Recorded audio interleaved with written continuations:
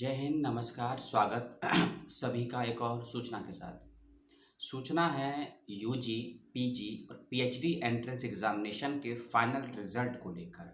और ये रिजल्ट है 21-22 के सेशन में एडमिशन यदि आप लेना चाहते हैं डॉक्टर हरि सिंह गौर विश्वविद्यालय मध्य प्रदेश के द्वारा आयोजित की गई प्रवेश परीक्षाओं का।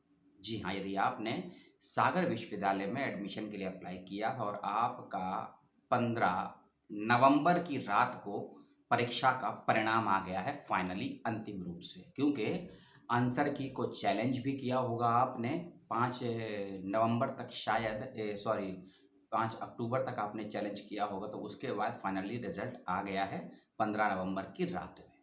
उसके बारे में आपसे बातचीत करेंगे। कुछ रिजल्ट में तकनीकी समस्याएं आई हैं, उसकी भी बात करेंगे।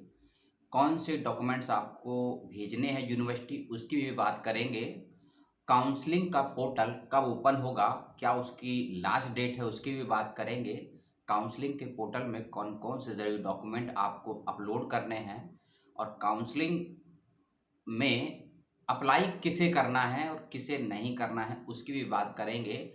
और पीएचडी वाले बच्चों के सिनॉप्सिस की भी बात करेंगे, इंटरव्यू की भी बात करेंगे। एक ही वीडियो है, सब कुछ कवर हो जाएगा। जल्दी से वीडियो को शुरू करते हैं और अपने सवालों को, अपने डिसलाइक को, अपने लाइक को वीडियो को पूरा देखने के बाद ही दर्ज कीजिएगा। याद रखिएगा, ऐसा ना करिएगा कि 2 मिनट देखने के बाद आप सवाल कर दें या लाइक या डिसलाइक कर दें। पूरा वीडियो देखिए, उसके बाद 10 सेकंड, 20 सेकंड, 1 मिनट सोचिए कि लाइक करना है, डिसलाइक करना है या कमेंट करना है या कोई सुझाव देना है। ये आपका काम है। बीए के बच्चे, बीए से मतलब यूजी के बच्चे, अंडर ग्रेजुएट के बच्चे, 487 ये नंबर है पीडीएफ फाइल का, क्योंकि 487 पेज में अंडर ग्रेजुएट के बच्चों का रिजल्ट दिया गया है सागर विश्वविद्यालय में। पहली चीज जरूरी, आपने 100 में से कितना नंबर लिया है वो उसमें दिया गया होगा रिजल्ट में, सभी सब्जेक्ट के वाइज में। उसमें अपना रोल नंबर चेक कर लीजिएगा, रजिस्ट्रेशन नंबर, अपना नाम, अपने फादर का नाम, अपना जेंडर, अपनी कैटेगरी और अपना डेट ऑफ बर्थ। सबसे लास्ट में आपके कितने नंबर आए हैं 100 में से। और उसमें कुछ लिस्ट ऐसी भी मिलेगी आपको जिसमें कुछ बच्चों के नाम के आगे लिखा होगा अब्सेंट। इसका मतलब यही है कि तय तारीख और स्थान पर बच्चे एंट्रेंस एग्जामिनेशन देने नहीं पहुंच पाए। अब जो नहीं पहुंच पाए, अब्सेंट हो गए, उनका कुछ नहीं हो सकता है। लेकिन जो क्वालिफाई हुए हैं बच्चे, यूजी के बच्चे, अंडर ग्रेजुएट के बच्चे, BA, BSc, BCom, BEd, BElEd, ठीक है, बीएड और बीए, बीएड, बीएससी, बीएड, इसमें जो क्वालिफाई हुए हैं उनको अभी ऑनलाइन काउंसलिंग का फॉर्म भरना है। वो क्या होगा उसके लिए मैं आपको आगे बताऊंगा, लेकिन ये रिजल्ट आप देख लीजिएगा, ठीक है। जो अब्सेंट है, कुछ नहीं, कितना नंबर आया है और काउंसलिंग के लिए किसको जाना है, किसको नहीं जाना है। जो बच्चे एंट्रेंस क्वालिफाई कर लिए हैं, जो बच्चे एंट्रेंस क्वालिफाई कर लिए हैं, उन सभी को काउंसलिंग का फॉर्म भी भरना है और काउंसलिंग के लिए जाना भी है। लेकिन काउंसलिंग के फॉर्म में कुछ ज़रूरी चीज़ों का आपको ध्यान रखना है, कुछ डॉक्यूमेंट अपलोड करना है, वो मैं आपको आगे बताऊंगा। पीजी के बच्चे, पोस्ट ग्रेजुएशन 184, इसका मतलब क्या है, 184 पेजेस में रिजल्ट दिया गया है पोस्ट ग्रेजुएशन कोर्सेज में स्टूडेंट्स का। एक बार याद रखिएगा कि मैंने लगभग 2 नवंबर को या 5 नवंबर को एक वीडियो अपलोड किया था सागर विश्वविद्यालय को लेकर, जिसमें मैंने बताया था कि सागर विश्वविद्यालय ने थोड़ा एक नया नोटिफिकेशन आया था, चेंज किया था कि पीजी के पोस्ट ग्रेजुएशन के 11 कोर्सेस ऐसे उसने निकाले हैं जिसमें एडमिशन एंट्रेंस के बेस पर नहीं, मेरिट के बेस पर होगा, ठीक है। यदि आपका भी कोर्स उन 11 कोर्सेज में आता है मेरिट के बेस पर, तो आपका जो लिस्ट में नाम आया है वो फाइनली अंतिम रूप से है। लेकिन जिसमें एडमिशन एंट्रेंस के बेस पर होना है उनकी काउंसलिंग होनी है। लेकिन जिनका एडमिशन मेरिट के बेस पर होना है उनका एडमिशन 100% फाइनली है। जो रिजल्ट आया है उन सभी को शुभकामनाएं। 11 कोर्सेज कौन से हैं, लास्ट वाला वीडियो भेज दूंगा, लिंक उसका, उसको आप देख लीजिएगा, समझ लीजिएगा। कोई उसको लेकर आपको कोई जानकारी और चाहिए, सवाल हो तो कमेंट करके पूछ लीजिएगा, ठीक है। पीजी के बच्चे खासकर ध्यान दें कि आप लोगों को मैंडेटरी है, जो बच्चे एंट्रेंस क्वालिफाई किए हैं, काउंसलिंग का फॉर्म भरना है और काउंसलिंग के फॉर्म भरने की फीस भी जमा करनी है। और यदि आपने एंट्रेंस किया है क्वालिफाई, तीनों के लिए है ये, यूजी, पीजी, पीएचडी। यदि आपने एंट्रेंस क्वालिफाई किया है या खासकर पीएचडी के बच्चे जो एग्जामिनेटेड कैटेगरी में आते हैं, यदि कोई कैंडिडेट क्वालिफाई और एग्जाम्प्टेड मेरिट वाला काउंसलिंग का फॉर्म नहीं भरता है, उसका एडमिशन नहीं होगा। और काउंसलिंग का फॉर्म नहीं भरना है, काउंसलिंग के फॉर्म के भरने के बाद आपको एक फीस भी जमा करनी है। फीस कितनी है वो मुझे नहीं पता है, जब आप फॉर्म भरेंगे तो आपको मालूम चल जाएगा। हो सकता है ना भी हो, लेकिन फीस लगभग 95% यूनिवर्सिटीज़ में रखी जाती है काउंसलिंग की। इस बात का ध्यान रखिएगा, ठीक है। पीजी के बच्चों को दोबारा आते हैं। 11 कोर्सेज में एडमिशन तो मेरिट के बेस पर होगा, ठीक है। कोर्सेज का नाम, लिंक वगैरह मैं लास्ट का वीडियो का लिंक आपको दे दूंगा, और जो नोटिफिकेशन आया था उसका भी लिंक खोज कर दे दूंगा यदि वेबसाइट पर मौजूद होगा तो, ठीक है।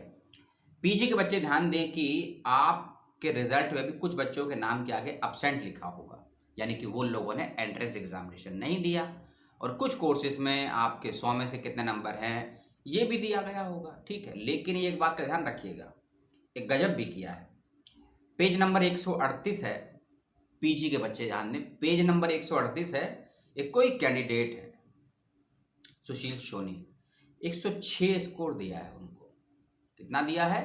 106 नंबर का स्कोर दिया। अब भैया ये प्रशासन बताए, 116 भी दिया है कईयों को, 158 भी दिया है, 142 भी दिया है। तो इसका मतलब क्या हुआ कि पीजी में एडमिशन का क्राइटेरिया 100 प्लस गया है। अब कितना गया है? 200 गया है, 400 गया है, 300 गया है, क्योंकि ये तो मुझे भी नहीं मालूम कि पीजी का एंट्रेंस 100 नंबर का था, 200 का था, 400 का था, हो सकता है 150 का हो, 200 का हो, लेकिन 156 भी बच्चों का स्कोर गया है, ठीक है। 108 भी गया है, 122 भी गया है। तो ऐसा कुछ नहीं है कि मान के चलिएगा आप लोग, जो आप देख लीजिएगा। और रिजल्ट को भैया ज़रूर चेक कर लीजिएगा, अपना एप्लीकेशन नंबर, रजिस्ट्रेशन नंबर, अपना कैटेगरी, अपना डेट ऑफ बर्थ और अपना कितना स्कोर आया है। और जब आप जाएंगे काउंसलिंग के लिए यूनिवर्सिटी में तो इसका प्रिंट आउट ले लीजिएगा, पूरे का मत लीजिएगा, 400-500 पेज का जो भी है, जिसमें आपका रिजल्ट है उस पेज का निकाल लीजिएगा और उसको हाईलाइट कर दीजिएगा, ठीक है। पीजी के बच्चों ने सुन लिया। अब कहाँ जाते हैं? पीएचडी के बच्चों पे। Performing art, code number 437। 4 seat आई थी भैया इसमें, 4 ही बच्चों को बुलाया गया इंटरव्यू के लिए, समझ रहे हो। 4 सीट आई थी, 4 ही बच्चों को बुलाया गया इंटरव्यू के लिए, और केवल एक कैंडिडेट है 4 में से जिन्होंने एंट्रेंस क्वालिफाई किया है। अब मुझे नहीं पता टोटल एप्लीकेशन फॉर्म कितना आया, लेकिन एक गजब का रिजल्ट आया तो मैंने इसका विशेष बता दिया कि 4 सीट थी परफॉर्मिंग आर्ट में, पीएचडी में 4 ही बच्चों को बुलाया है। 3 बच्चे एंट्रेंस क्वालिफाई है और एक बच्चा नेट कैटेगरी में एग्जाम्प्टेड है, वो है, ठीक है। इन चारों को बहुत बहुत शुभकामनाएं। पीएचडी के बच्चे अब विशेष रूप से ध्यान दें, रिजल्ट के अंदर 3 कैटेगरी है रिजल्ट की, ठीक है। सभी विभाग में कुछ कुछ आप देख लीजिएगा, समझ लीजिएगा। एक कैटेगरी में लिखा होगा नॉट क्वालिफाई, ठीक। एक में लिखा होगा क्वालिफाई, एक में लिखा होगा अब्सेंट। नॉट क्वालिफाई का मतलब होगा कि ये बच्चे पीएचडी की प्रवेश परीक्षा पास नहीं कर पाए, इसलिए लिख दिया नॉट क्वालिफाई। अब्सेंट का मतलब आप जान चुके हैं कि आप प्रवेश परीक्षा देने नहीं जा पाए या नहीं जा पाएंगे। लेकिन जहां लिखा होगा अब्सेंट स्लैश में नेट, अब्सेंट स्लैश में जेआरएफ, तो उन बच्चों को एग्जाम्प्टेड कैटेगरी के आधार पर काउंसलिंग और इंटरव्यू के लिए बुलाया जाएगा, ठीक है। तो यदि कोई कैंडिडेट ऐसा है कि जो एग्जाम देने गया है लेकिन फिर भी उसके रोल नंबर के रजिस्टर के सामने अब्सेंट लिख दिया, तो वो बच्चा क्लेम कर सकता है।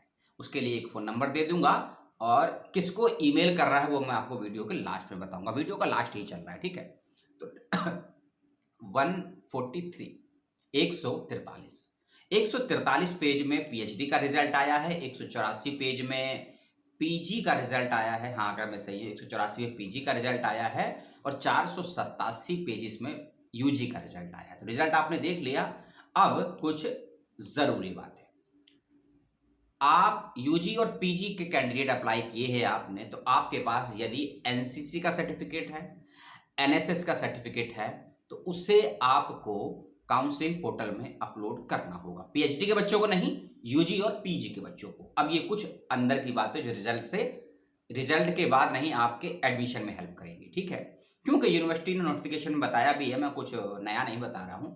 यदि आप एनसीसी सर्टिफिकेट प्राप्त आवेदक करता है, यानी आपने एनसीसी करा है, उसका सर्टिफिकेट, देखो 3 लेवल होते हैं एनसीसी के, ए बी सी। यदि आपके पास ए सर्टिफिकेट है तो आपको 10 नंबर दिए जाएंगे, बी सर्टिफिकेट है तो आपको 8 नंबर दिए जाएंगे, और यदि एनसीसी का आपके पास सी सर्टिफिकेट है तो आपको 6 नंबर दिए जाएंगे। और ये नंबर तभी दिए जाएंगे आपको जब आप ऑनलाइन काउंसलिंग का पोर्टल जो लिंक ओपन होगा, अभी लिंक ओपन नहीं हुआ है, याद रखिएगा, ठीक है। अब लिंक कब ओपन होगा मैं बता दूंगा, लास्ट डेट क्या है। जब ऑनलाइन काउंसलिंग पोर्टल का लिंक ओपन होगा, वहां आपको अपने इस सर्टिफिकेट को अपलोड करना होगा। स्कैन करिए और स्कैन करने से पहले उसको साइन कर लीजिए, वेरीफाई कर लीजिए, ठीक है। अपलोड कर दीजिएगा। आपके पास चाहे ए है, चाहे बी है, चाहे सी है। अगर किसी के पास तीनों है, तीनों का 3 फोटो खींचिएगा, जेपीजी से पीडीएफ में कन्वर्ट कीजिएगा, मर्ज कीजिएगा, अपलोड कर दीजिएगा, ठीक है। यूनिवर्सिटी तीनों को कंसिडर करती है या ए को कंसिडर करती है, ये यूनिवर्सिटी की जिम्मेदारी। लेकिन आपके पास यदि ए है, ए को लगाइए, बी है, बी को लगाइए, सी है, सी को लगाइए, तीनों है, तीनों को लगा दीजिए, ठीक है। ये लगाना जरूरी है यदि आप उस कैटेगरी में आते हैं, क्योंकि जैसे कि मैंने आपको बताया, ए कैटेगरी में आपको 10 नंबर है, बी में 8 है, सी में 6 है। मान लीजिए मेरिट जाती है किसी के कोर्स की 80 नंबर की, 80 की जाती है, ठीक है। आपके पास एनसीसी का सर्टिफिकेट है, लेकिन आपका स्कोर आया है 75 और चाहिए 80, 5 नंबर कम है। उस कंडीशन में यदि आपके पास एनसीसी का ए बी सी कोई भी सर्टिफिकेट, मान लीजिए आपके पास सी ही है, सी के मिलेंगे 6 नंबर और एंट्रेंस में आया 75, 6 75 हो गए 81, तो आप मेरिट में आ जाएंगे। इसका फायदा ये होगा। मान लीजिए कोई बच्चा है जिसके स्कोर आया है 50 और मांगा गया है मेरिट में उसके लिए 58 नंबर, और यदि आपके पास एनसीसी का ए सर्टिफिकेट है जिसके 10 नंबर है, तो 50 उसके और 10 नंबर इसके, तो आपके हो गए 60 नंबर। आप चले गए मेरिट में एंट्रेंस इंटरव्यू के लिए, ठीक है, ये काउंसलिंग के लिए। तो इसका सर्टिफिकेट फायदा ये रहेगा। एक सर्टिफिकेट और है पे एनसीसी का, सॉरी एनएसएस का, एनएसएस का गलती हो गई। यदि आपने एनएसएस किया है, उसका सर्टिफिकेट है, तो उसको भी काउंसलिंग में करिएगा अपलोड और उसके मिलेंगे 4 नंबर। अब ये एनसीसी का सर्टिफिकेट और एनएसएस का सर्टिफिकेट का लाभ ओनली फॉर यूजी और पीजी के बच्चे ले सकते हैं, पीएचडी के लिए नहीं है प्रावधान ये, ठीक है। याद रखिएगा, यूजी कोर्सेज के बच्चे और पीजी कोर्सेज के बच्चे जो अप्लाई किए हैं उन्हीं को लाभ मिलेगा एनसीसी के एबीसी सर्टिफिकेट का और एनएसएस का, ठीक है। और हाँ, एनएसएस का यदि सर्टिफिकेट है आपको, तो आपको उसके 4 नंबर मिलेंगे। हाँ, 4 नंबर मिलेंगे, इस बात का ध्यान रखिएगा। एक सर्टिफिकेट और है पीडब्ल्यूडी का। यदि आप पीडब्ल्यूडी कैटेगरी में है, फिजिकली 1% हैंडीकैप डिसेबल है, तो आप उसका सर्टिफिकेट लगाइएगा। जीओआई का होना चाहिए, गवर्नमेंट ऑफ इंडिया का, और 5% का आपको उसको रिजर्वेशन कैटेगरी में रखा गया है। प्रोस्पेक्टर जरूर देख लीजिएगा। फोन नंबर को आप नोट कर लीजिए, फोन नंबर आपको है, हो सकता है डिस्क्रिप्शन में ना दे पाऊं, 942543 9425437203 942543 72 यानी कि 7203। ये फोन नंबर पे आप कोई समस्या हो आपकी तकनीकी, काउंसलिंग की, पोर्टल ओपन ना होने की, पोर्टल काम ना करने की, सर्वर फेल होने की, तो इस नंबर पे संपर्क कर लीजिएगा।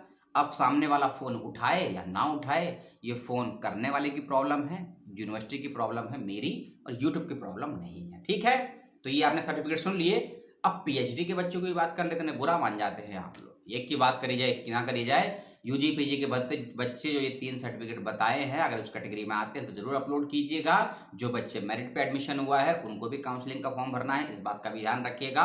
पोर्टल के बारे में बाद में, पीएचडी के सिनॉप्सिस के विषय में अपना सिनॉप्सिस आप सभी पीएचडी के भविष्य के शोधकर्ता या शोधकर्ताएं, एक से ज्यादा है ना, हाथ से लिखकर मत ले जाइएगा सिनॉप्सिस। पहली चीज टाइप करिएगा या टाइप करवाइएगा, उसको लेकर जाइएगा। सिनॉप्सिस का फॉर्मेट क्या रहेगा, उसके लिए पर्टिकुलर ध्यान से सुनिएगा। सिनॉप्सिस का फॉर्मेट क्या रहेगा और आपसे मांगा क्या जाएगा। सिनॉप्सिस मांगा जाएगा पहली चीज, research proposal, statement of purpose जिसे एसओपी बोलते हैं, या राइट अप मांगा जाएगा या एब्स्ट्रैक्ट मांगा जाएगा। जो भी इन 5 में से फॉर्मेट रहेगा, क्या मांगा जाएगा, इसकी जानकारी आपको 2 जगह से प्राप्त होगी। 2 जगह से, पहली यूनिवर्सिटी की वेबसाइट से, दूसरी डिपार्टमेंट के हेड से, एचओडी से, होता है ना हेड ऑफ द डिपार्टमेंट, वहां से। सिनॉप्सिस के फॉर्मेट को लेकर, उसकी भाषा को लेकर, उसके टॉपिक्स, क्योंकि हर एरिया का एरिया ऑफ रिसर्च होता है, क्या रहेगा, इसकी जानकारी हेड ऑफ द डिपार्टमेंट से लीजिए। नोटिफिकेशन में साफ क्लियर कट कह दिया गया कि एचओडी से आप संपर्क करेंगे, इंटरव्यू को लेकर भी, सिनॉप्सिस को लेकर भी।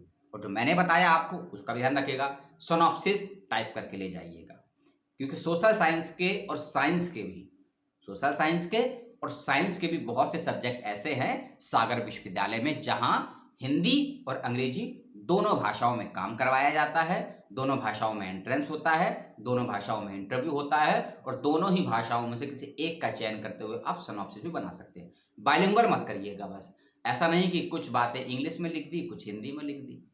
यदि आपके सिनॉप्सिस में कुछ तकनीकी जैसे कई विषय होते हैं, मान लो एस्ट्रोफिजिक्स होता है, एंथ्रोपोलॉजी होता है, साइकोलॉजी, इसमें कुछ उसी भाषा के शब्दों का ही प्रयोग करना पड़ता है। उस शब्द का अर्थ यदि एक्सप्लेन करना चाहें तो कर सकते हैं, हिंदी इंग्लिश में कोई दिक्कत नहीं आएगी, ठीक है।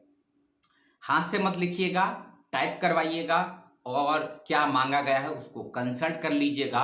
और इंटरव्यू की डेट अभी नहीं आई है पीएचडी की, इंटरव्यू कब होगा, लेकिन जो मेरे अंदर के सूत्रों से खबर मिली है, आप पीएचडी के कैंडिडेट का इंटरव्यू 10 दिसंबर के बाद होगा। 10 दिसंबर के बाद होगा, 5 दिसंबर तक तो नहीं होगा। आप भी जान गए होंगे क्यों नहीं होगा। हर बात एनटीए या यूजीसी नेट को गाली देना ठीक नहीं है। वो तांडव कर रहा है, करने दो। भस्मासुर तो हम ही आप हैं ना, कि हम ही ने आग लगाई है तो हम ही तो जलेंगे, कौन जलेगा। ठीक, चलिए उसको छोड़ते हैं। 10 दिसंबर तक आपका इंटरव्यू नहीं होने वाला है, क्योंकि डेट भी, क्योंकि 5 को खत्म होगा नेट का पेपर। तो ये सब है नहीं कि 7 को बुला लेगा, 6 को बुला लेगा। आपको भी थोड़ा स्टेबिलिटी चाहिए ना मानसिक रूप से, क्योंकि शोधार्थी हैं भैया, थोड़ा मानसिक प्रेशर में रहते हैं। चिल्ल करिए, सब चंगा है, ठीक है। तो पीएचडी के बच्चे, ये बच्चे का ध्यान रखिएगा, सिनॉप्सिस इंटरव्यू के दिन साथ लेकर जाइएगा। और इन सब बातों से मोटा मोटी एक मेन बात, यदि आप काउंसलिंग का फॉर्म नहीं भरेंगे, ना ही आपको काउंसलिंग के लिए बुलाया जाएगा, ना ही इंटरव्यू के लिए, और ना ही आपका एडमिशन होगा, चाहे आपका कोई भी कोर्स हो, यूजी पीजी या पीएचडी। अब कुछ और डेट्स की बात कर लेते हैं। एक डेट्स को आप नोट कर लीजिए, 18 नवंबर 2021। हाँ, 21 ही है भैया, नहीं तो 22 में तो बहुत कुछ होने वाला है देश में, भारत में, खासकर 5 राज्यों में, ठीक है। 18 नवंबर से लेकर 21 नवंबर 2021, 18 नवंबर से लेकर 21 नवंबर 2021 के बीच में काउंसलिंग का पोर्टल ओपन होगा। काउंसलिंग का पोर्टल ओपन होगा। काउंसलिंग की फीस, जब काउंसलिंग का फॉर्म पूरा भर देंगे, अगर फीस होगी तो आपसे मांग ली जाएगी, नहीं होगी तो नहीं मांगी जाएगी, ठीक है। लेकिन काउंसलिंग की अगर फीस है तो कोई एग्जामिनेटेड नहीं है, और यदि कोई फीस नहीं है तो किसी के लिए नहीं होगी, पहली बात।